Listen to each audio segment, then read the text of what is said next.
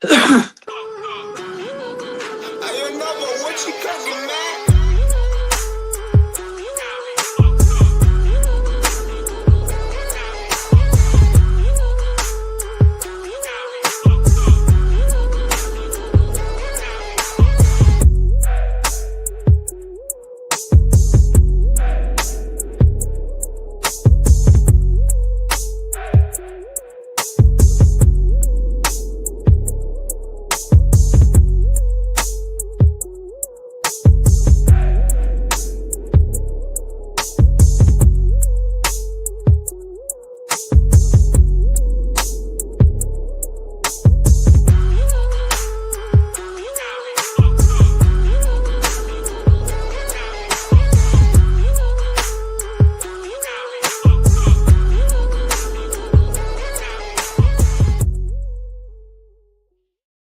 What's up, everybody? Welcome to Iron Minds. Tuesday morning, Michael Lombard, Nick Clean-Smith.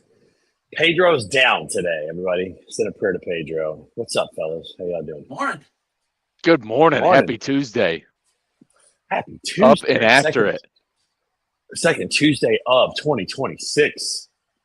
And listen, And it is good to I'm be going to here. make a declaration real quick because I don't know who it Yeah. applies to, but good things are going to happen today.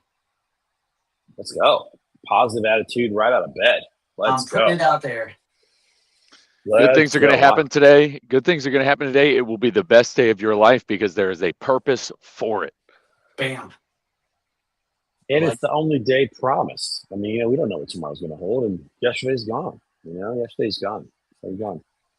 So it's only a memory at this point. Today's the day that we get to live, which is where it's at. Hey, folks, as we talk about on the show, is iron sharpens iron, so one person sharpens another. Make sure you find your tribe, find your group out there, get some accountability. And you know what? If you had resolutions and you've already broken them, who cares? Just start back over or get back in the gym. Doesn't matter. Just get back in the gym. Today's day one. It's either one day or day one, and today can be day one. It's fine. No big deal. No big deal. Lombard, are you in Austin? Is it cold this morning? I see you outside. Yeah, it's a little chilly. It's Austin winter, typical. Yeah. I'd say it's probably about 50-ish. It might rain a little bit, but winter's been good over here, which is a good and bad thing. It's mild. It's a La Nina winter, as the smart people say. So it's like been a little bit drier, not as wet, and it hasn't been as cold. Christmas itself, I was tarps off on, the day on Christmas Eve or whatever, going for a run, and New Year's Eve. So it's like weather's been pretty good. First race in the cities next, this coming Sunday, first half marathon in Austin. It's a great one. It's the Austin International Half. The weather's looking like PR weather. About 40, 45 as the low, 65 is the high. So with That's gonna feel good. very low humidity. So it's gonna feel good. It's gonna be a good day to go fast to kick Not off too the year. hot, not too cold. Not really going to sweat a whole lot. Yeah, so it's perfect. And this morning is the same way. It's about 50. It's a little bit wet, but it'll be warm. It'll be warmer later on. It'll be close to 70. Nice. Love that, dude. Love it. Weather's been weird this year. There's no doubt about that. I was down in Branson last week for the Bulk Freight Conference, which shout out to Truck Parking Club. They were down there. Got to see, Evan and Hunter, and Chris Thomas was there as well. It was 71 degrees on Wednesday last week down in Branson, Missouri in January. That's pretty weird. I can tell you that much. But great conference, by the way. About 500 people. Had a lot of fun. Nice niche they got going over there at Bulk Loads with Jared Flynn and Tyler Allison. So good crew, man. It's fun. It's only 5 degrees warmer over here right now. Well, it hasn't stayed that way, Nick. It's now down to like 30 degrees here. It was just no, I was talking compared to Lombard's. Oh yeah. You said it's 50 in Texas, only 55 here, and this time of year is just wonky, man. The weather's drunk because it goes up and down 40 degrees every other day. It's like why everybody keeps getting sick. Yeah, it does. That's for sure. Ooh, Pedro in the comments. I didn't turn the comments on. What the heck? There we go. Look at that, Pedro. Yeah, there he is. Good to see you, my friend. Good to see you. Wish you were on the show. We need you on the show. That's how it goes. I mean, he's in the dark. We can't see him anyway when he's walking. I know. He might be out there walking. Hey, something I noticed. You guys have been on limitations and restrictions with weight. I'm working on 10-pound weights this morning. I've been doing this a couple days.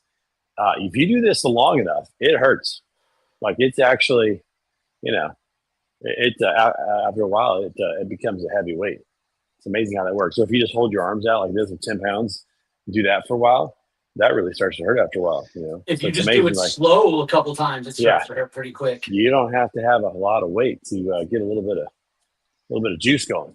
There's multiple methods. It's crazy in boot camp for the Marines. Like you think when people think like boot camp and stuff, you're always thinking about doing, getting a quarter jack going and doing a bunch of push-ups. This kind of the stuff you see from movies. Push-ups, pull-ups. But a lot of times, what you end up doing, especially when you're in like the squad bay for certain things, a lot of times when you're being incentive, it's called incentive training. When you're doing stuff, there's a lot of times where you're just holding your rifle out with your arm straight. You're holding it by the barrel, and you'll just hold it straight out in front of you, and you can't let it drop. And you just hold it there, and everybody holds it there. And then when somebody dips, like the timer starts over, you'll do it with it over your head. Like you'll have it over your head, and then you'll go into like a lunge where the knee can't touch the ground. Like those are things you'll do, and which brings it. I'm glad you brought up those 10-pound weights. There are people, and I was talking about this on a podcast I was on. People are under this. People, when it comes to fitness, are under the spell that you need to / have to always be in a gym to get any sort of results or to do what you want to do. And it's not true. They think that. And the internet's not really good at helping people. The internet's really good at validating people on this belief because they see influencers or whoever, they're training for multiple hours. They get X number of hours per week. But let's be real, some of those people, that's their job. What about the mom of 3 who's got this? What does exercise look for her? Does she need 150 minutes a week like you kind of should be getting? Can she?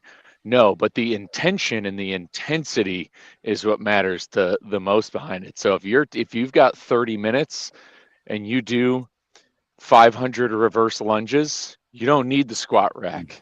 You do 500. You just keep doing reverse lunges for 30 minutes straight. Then let's talk about how your legs feel. Yeah, you're gonna feel that. That's for sure. So it's been an interesting thing to slowly kind of ramp back up here as we're getting better. I've been doing 5K a day, which has been really fun. I've actually been watching football games and walking and running during the games. I'll walk while I'm watching the game, and then when a commercial comes on, I jog, which has been nice. And so I've been getting in 5K every day, which has been great. And just starting to lift some weights. I'm hoping that by February I'm back to full strength as much as possible. Get as close to that as I can before manifest. So that'll be good. That will be good. Going to Oklahoma City today to visit with Stevens Trucking, doing a video testimonial for a client today with Stevens Trucking. That's going to be exciting. I haven't been to Oklahoma City in a while and never been to Stevens Trucking, although I've known a lot of the guys over there. And so that'll be fun. And the best part, guys, of this whole trip is I get to take my daughter, my oldest, Hannah, with me. A little field trip today, out of school field trip. Should be great. Hey, you can't beat that. That's some good. That's actually a very educational field trip. Yeah, she's going on a supply chain field trip to learn a little bit about what makes the world go around. That's right. It's going to be great, man. I can't wait. Like she's reached that point where a day out of school is not going to be that big a deal, and we get a chance to be together. She gets to see what I do. We're going to get dinner. I think we're going to try to get to a Oklahoma City Thunder game tonight because she loves live sports. So we got some cheap tickets up in the cheap seats up in the nosebleeds. And we're going to go do that tonight. So that'll be great. Big shout out Stevens Trucking. At Truck Parking Club, we're good friends with them over there. And there's, I do a lot of our affiliate marketing, run our partner program, and we've got some content creators on there that go by the Corvette couple, and they're proud drivers for Stevens Transport. They're doing a really good job. They're big fans, and not, just shameless plug here. They utilize Truck Parking Club, so that way when they're out there on the road, they can go out, walk around, and do things. And they were able to go to the Macy's Thanksgiving Day Parade just because of it. So they were able to get out of the truck. They parked like, they parked at a nearby location, technically in New Jersey, took an Uber, were able to go explore New York City on Thanksgiving, go to the parade. And so they're utilizing us to get some of their intentional movement, staying active that's while they're out awesome. there over the road. And they're driving for Stevens, having a good time. So have fun Yeah. at OKC. I love that. Well, and kudos to Truck Parking Club. I heard that I think you guys are up to like 33,000 or 3,500 locations now, which 3,800 locations, baby. I think the last time that I knew about it, it was somewhere like 1,500 or 1,200 or something like that. So that's really exploded in 2025. That's awesome. So kudos to you guys, man. You're doing a great job on the content marketing. You and Reed blowing it up over there. Yeah, I'll tell you, it's been great to see in 2025 alone. It's been great to see because I've got to see the full year growth as it is because I started, just hit my 1 year anniversary with them on the 6th, and Nice. so I got to see the entire year of 2025 and how and Truck Parking Club's success and how it's grown in partnerships and and essentially doubling locations from January to December. It correlates right to like the consistency and the team effort correlates exactly with kind of the stuff we talk about on this show of like, did mistakes happen? Do things fall through? Do conversations not happen the way you want them to happen? Of course. But at no point in time, just from a team standpoint, was there any sort of inkling of wanting to give up? Like everybody who's on this team, from the property team to customer care, especially customer care, the ones who are taking care of drivers 24/7, there was not 1 ounce of doubt or disbelief at all in the mission and what we were doing, despite any challenges that had happened in 2025. And there were a lot over the course of the year, and there's a lot when it comes to especially being a newer company. When we think of Ironclad, you can consider Airbnb a legacy company at this point. There must have been a lot of growing pains for a company like Airbnb, getting through it and how they operate. And 2025 had its fair share of challenges, and I never saw 1 ounce of disbelief or people losing momentum and just picking back up and doing the next right thing, going for it, solving problems. And there's something remarkable how that correlates right into your own personal development. Well, it's interesting. I just saw a throwback video of the creators of YouTube living in doubt if YouTube would ever make it. Because in this video, he's like, there's only 31 videos on it. He goes, I don't know if anybody's ever really going to come to the site, if they're going to care, if they're, if anybody's going to use it. We just can't get people to put videos on it.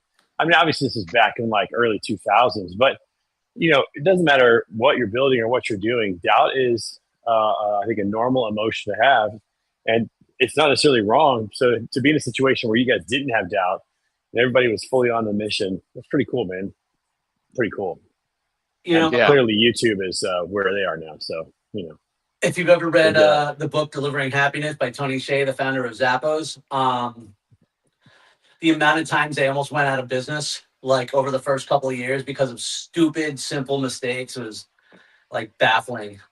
There's so many stories out there like that. And I was talking to this kid yesterday. He's part of an entrepreneurship program at Temple University. And we were saying how, people often say, I need to get more resilient so I can go through this thing. And it doesn't work that way. You have to go through it to get resilient. And Mike, a minute ago, you were saying how it fuels your self-development, but I think that's probably inverse too, because I've been in that situation back in the early days of Blue Grace. That was us. There was like 20 of us trying to do the mission of 100 people, and we were all in. It was like a brotherhood amongst us, and I think it was about having the right people on the bus at the right time.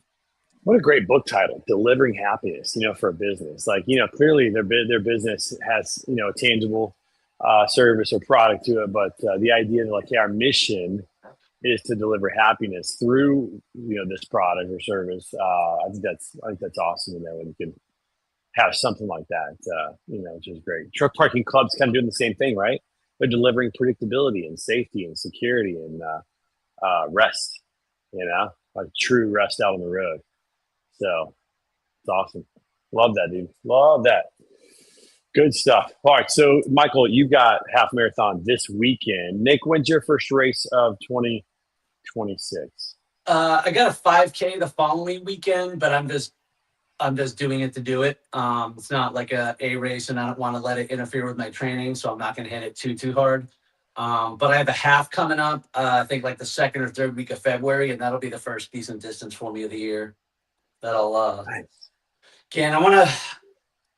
I'm training for Ironman now as well, but I mean, I just started a couple weeks ago, and that's the training has to be the most important thing to me. I don't want to take a race that's going to require me several days to take off from training. When is Ironman again? Is it May? May 16th, Nice. Dude, that's 4 months away. 124 months days, away. not that anybody's counting. Nobody's counting. Nobody's keeping track. That's awesome. That's awesome. Lombard, you doing an Ironman this year? Yeah, I'm doing it with Nick Klingensmith. Dog. Nice. Same one. Let's go. Yeah, Let's go. we're excited for it. Doing it in a great place like Jacksonville. Hopefully, we can rally some support behind it. I know that there's got to be some supply chain folks across the network. Dude, Got to be in Jacksonville's the a huge Jacksonville. supply chain community, and I already started Yeah, it is. lobbying It's people huge. out there. Yeah, so huge. we're gonna have to get some hands out there. Start doing some yapping, talking about it. I'm excited for it. Yeah, got the hat. Yeah, got the half this week. Austin Marathon. This will be my 5th year in a row doing Austin Marathon, and having which leads me to a point I wanted to bring up with it still being January early on in the year, like having a streak is another one of those kind of like those kind of we always talk about small habits daily. Like, I have a lot of friends who do a run streak. They run a minimum of 1 mile a day. You're doing 5K a day, and that's picking that one thing. And now I have this streak. It's going to be 5 years in a row doing Austin. Blessed because I'm healthy. And I met this guy. He's a member of the Texas Trucking Association. He's in his 70s. I met him last year in March, and he had just had a surgery on his foot. And then I saw him at the end of 2025, and he's on 2 feet. He's good. And I was like, "How you doing?" And I know he's a runner, and he's like, I got to get this same surgery on my opposite foot, but I got to wait until January or February because he's done the Houston Marathon like for over 40 years in a row. Like it was like his 48th or 50th. Like he's been doing the Houston Marathon like every single year, and he did. And this guy's in his 70s. He's obviously not running these probably for PRs or what have you, but he's got this streak going. He's still doing it, yeah. And so when you get a streak of something, like a little thing, and I bring up a good one because this has been a challenge I've seen on social media is, trying to go 60 days, not 75 hard, not anything crazy, but 60 days without alcohol. And when you build on a streak, what that does for you is and it's another way to keep yourself accountable, like a streak of doing something. And I think, especially because I talk big about not overhauling your diet, fad diets, and going to the extreme, you get yourself on a streak of something. And I think it doesn't necessarily need to be a run streak. I think a walk streak is good, but I think that 60 days of kind of ditching alcohol, seeing where you're at is a powerful streak. The power streaks, being on your own personal win streak, just like a baseball team or any team that's on a win streak. They keep going, they rally, kind of like, in baseball, when one guy hits, the next guy gets a hit, the next guy gets a hit. Like, there's like this momentum that you can't stop once you find yourself on your own personal winning streak. Yep, that's right. Yeah, yes. There's something really solid just mentally about that. Just like reinforces habits, just to have a streak going in. That's huge. I know that 40 years from now. 40 years from Yeah. now, we're still doing this show. Lombard's going to be like, guys, I'm doing the Austin half again, and I'm going to PR it, man. It's a bad day to beat the Austin Marathon. I'm coming in hot. He probably will have that attitude. which He is will, great, too. But you know, it's like 18 minutes at 73 years old. Michael Lombard is disappointed he didn't break 2. That's right. That's right. It's interesting because now I'm like planning out my 5K and I'm looking forward to it. Last night was the Monday Night Football game, and I was looking forward to hopping on the treadmill, watching the game, getting in my 5K. And it usually takes me about 40 minutes, 35 minutes, depending on how much running, how many commercials are. 45 if I'm walking straight, because I'm walking 4 miles an hour. And it's been fun. It's been really good just to get on there and feel good and get the legs going, get the body moving again. And that streak really kind of mentally starts to transform how you think about your day, your calendar, your schedule, and your time. So streaks are helpful for that kind of stuff for sure. All right. All right, got to get some tries. I'm telling you, man, these 10-pound weights, it's crazy. Just do enough reps and you feel it. You know, it's the same thing. Think of like a low, kind of like a low impact training for, a low zone training for like an endurance athlete.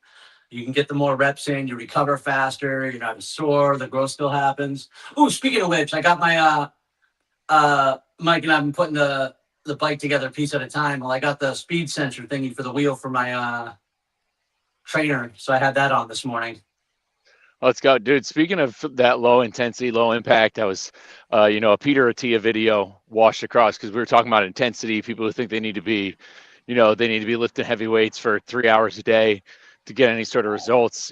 I forget the guy's name. He has a different name, but the dude who's like won the Tour de France last couple of times. He's a dominant cyclist. He's dominating the field, currently in present day, and like 80 to 90% of that guy's training is in zone 2.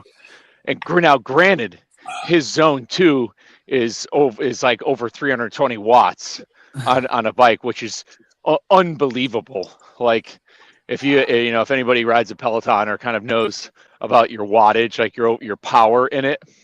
But for him to get there, he was still doing a massive chunk of his training in zone 2, because and Peter Attia says he's like, I know who his coach is, and I know for a fact that this is what his coach is doing. So this cyclist is elite, and he's in the steady state zone, and zone 2 is different for everybody, but generally speaking, it's like between 120 and 140-ish heart rate, maybe 150 max. It really depends on your height and your weight, what zone 2 constitutes, but it's a steady state cardio that you're going through. For those who don't know. What's that? For those who don't know at all, think about, you're going for a jog with your buddy and you're going slow enough and comfortably enough that you can both have a conversation. Yes, yeah. It's a talking pace, and that's where he's at. I'm 122 right now, and just from what I'm doing with these 10-pound weights, I'm We'll be covered in about 30 seconds, though, I bet. Yeah. And so that's what that guy's in for 80 to 90%, and he's the dominant cyclist. It's it's the tortoise and the hare, the slow and steady. And now with zone 2, I mean, that right there, you're like, and it's a precursor of what dictates some good longevity. But that right there is just another proof that intention matters. Intention and intensity matter a little bit more than just straight volume of stuff. People think you need to do a million things. It's not true. When I was taking the month off, the intentional movement I made sure to do is like, we have 2 dogs and my wife usually walks them in the morning. But I made sure that I was walking the dogs because that was the one thing I could do. And I was getting that 30-minute walk in every morning, and every opportunity I could get to get a walk. And hopefully that'll show up. This is my second full week of training back, and hopefully it is showing up. And I think it probably is more than if I had just sat around not doing anything, Yeah, for sure. Well, I'm getting better here. I'm 7 weeks out from surgery, almost 8. Friday's going to be 8, or Saturday's going to be 8. And everything's healing up nicely. Food's moving through good. So I'm really thankful to be on this end of everything and feeling 90%, feeling pretty good. So, very thankful for that, man. Very thankful for that. The body is meant to heal. Oh, sorry. I was going to ask what's up with your book. I haven't seen anything in a minute. I did not, it's interesting. I didn't do anything on the book while I was out. I kind of thought I was going to, but I was so tired that I just didn't do it yet. I've got my final round of edits. My wife read the book. She gave me her feedback, a couple things I need to do, and I just got to sit down on the weekend and do it. I'm so close. So you know what? Hold me to that. I will work on it this weekend, and next weekend maybe I'll be able to tell you that I've submitted the final one. I don't have a lot to go. I just got to pick it up. So getting really close. Lost a little momentum with the surgery, but we're going to get it out there for sure. So this weekend we're going to work on it, yeah? This weekend. All right, there's your accountability. Next week you need to ask me where we're at with that. Oh, no, we're not waiting until next week. You're going to text us this weekend to tell us that you did it. Okay, I'll do that. And the next week we'll celebrate. There you go. That's right. That's what iron sharpens iron is. All right, everybody. And sometimes when iron hits iron, it it hurts a little bit. So It's uncomfortable, right? that's right. It's uncomfortable. Got to be pushed a little bit. That's right. That's how it goes. Look at this right shoulder. My frozen shoulder is almost completely healed. I can barely even feel it anymore. It's wonderful. Did Life you is lose good, any momentum people. with that while you were recovering? No, not at all. That's No, good. because I was resting. I really just rested my whole body. So when I came back out of that, it felt the same, maybe a little better. So it was all good. There we go. That's what we're talking about. The body is meant to heal. And, I think those are conversations I have with a lot of people that's really helped beef a lot of kind of the message I preach, being able to coach these past 2.5 years. I've met people from all walks of limitations, and I talked about it because of that previous LinkedIn post I made. People who are, there's a woman who just posted about her Orange Theory class. She's in her 8th month of pregnancy. Again, we've had people come in who are doing chemotherapy, who are coming back from tremendous certain injuries, car accidents, whatever it might be. And those limits still at the end, I say it all the time, I say it to everybody, is that limits are truly self-created. There's things doctors are going to tell you, and Nick and I were talking about this with him getting ready for Ironman. Like, doctors are going to tell you one thing, like a physician is going to give you their recommendations, but that's a physician is like a physician We is have different somebody goals. they have different goals and what they're doing, what they're going to advise you. They're not going to advise you to take risks. A doctor, a physician, whereas another type of doctor like Mark Monero, a physical therapist, is going to work with you with your limitations. So this has everything. So we talk about finding our tribe, finding our community. Sometimes we're going to the wrong places. I'm not discrediting doctors, but a doctor or physician is not their field of practice is not have to do with muscles in the body and everything like that. You go to a doctor or physician if you have the flu, if you have a virus, something sick, something internally, but something acute like certain injuries, and maybe sometimes even chronic, like Nick, because some of your conditions are chronic, but that's not their specialty. Is to only give you certain approved guidelines that they want to get. They're not going to work with you because it puts them at risk if something were to happen, because if they allow it, if you go ahead and do something and they advise you against it, then it removes kind of their liability. And so when somebody like Nick's probably the best at this. When somebody tells you you can't, it is a challenge. Sometimes you've got to find where and how you can do something. Because those limits are self-made. Yeah. This thing I've been working on for New Speed is about a 5-step system to break down obstacles into actions. And the second step is to define the rules of engagement, to define what the limits are, because when we argue with reality and shout into the wind, we stay stuck. But we have to accept what those limits are so we can work within them and then begin to redefine them. And Mike's a lot nicer than I am, because I think that there are a bunch of glorified drug dealers who just want to keep me in a crack den and keep the pipe in my mouth so long as I sit still. And they can just keep feeding me with drugs. Most of my relationships with most of my physicians are so they can prescribe me the drugs that I need to survive. We don't have a clinical relationship aside from that, because I've long since given up on them. When I met with my new cardiologist regarding POTS, I told him straight up, listen, I don't care about managing the symptoms of this disease. That is not why I'm here. I want to run an Ironman, and you're going to help me. And he was like, okay. Otherwise, he would not be my doctor, because my goals are not to manage the symptoms. If it was, I would lie in bed all day. Right. Yeah. My goal is to live my life to the absolute fullest. And so sometimes that means finding people who are willing to put themselves out on the line a little bit to give you the advice that you need. I think that is a tremendous way to end this show. And just as a reminder, everybody, if you are a person of prayer, if you be praying for Sarah Nichols, our dear friend was put on hospice on Monday of last week. And so we're getting, unfortunately, near the end of her journey. Her husband is Mark. Her kids are Kylie and Julie. And just say a prayer for them. And it's going to be a tough road ahead. But her journey the last 3 months has reminded all of us what you just said, Nick, which is live every day to the fullest. Live every day to the fullest. We don't know how many we have left. None of us do. None of us know what's going to happen down the road. But we have today. If you are listening to this, if you are breathing, you've got today, and you can live it to the fullest, to whatever that looks like. And I think that's a good way to end today's show. So listen, folks, find your tribe, find your group. As iron sharpens iron, so one person sharpens another. Get out there, get after it, stretch yourself, try something new, push past your limits, and we'll see you right back here next Tuesday on Iron Minds. Peace out, everybody. See ya.